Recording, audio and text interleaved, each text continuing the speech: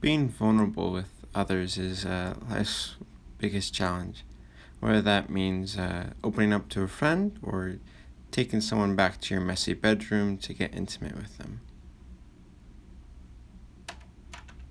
I wanted to figure out who's really good at this.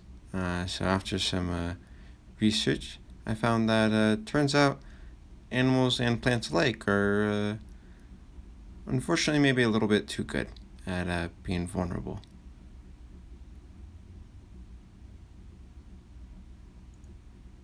But we can go out and try and look for these guys, and maybe they can teach us a thing or two.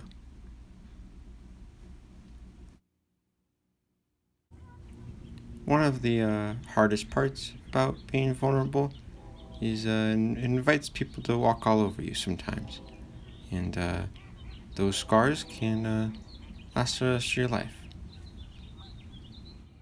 For some, it may be pretty natural to be vulnerable, even around your friends.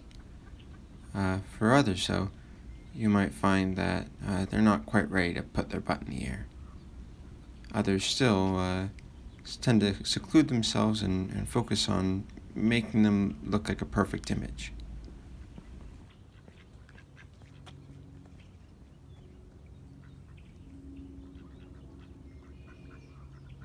When it's hard to see the good in others, it's easy to want to step out of that vulnerability.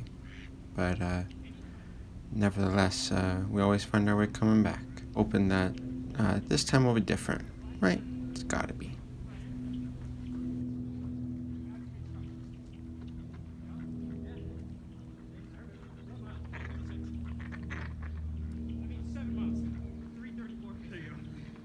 No one's invulnerable to it either. I mean, I guess that's the point of vulnerability, right?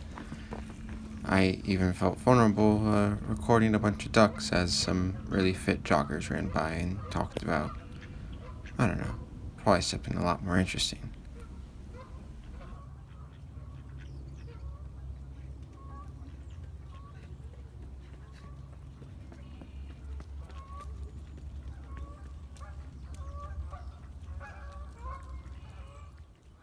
It's important to take what moments we can to reflect on how we're feeling.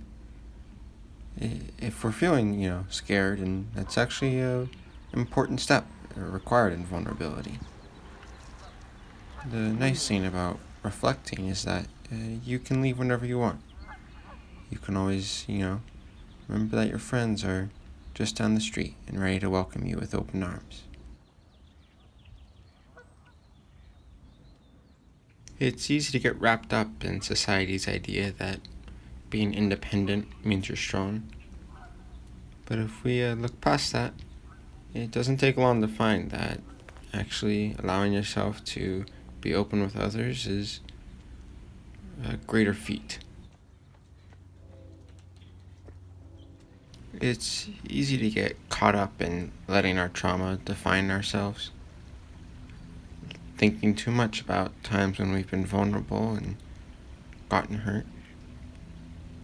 And while it's okay to grieve these painful moments, if you focus on it too much, you might find that you're missing opportunities and friends you could have made further down the river.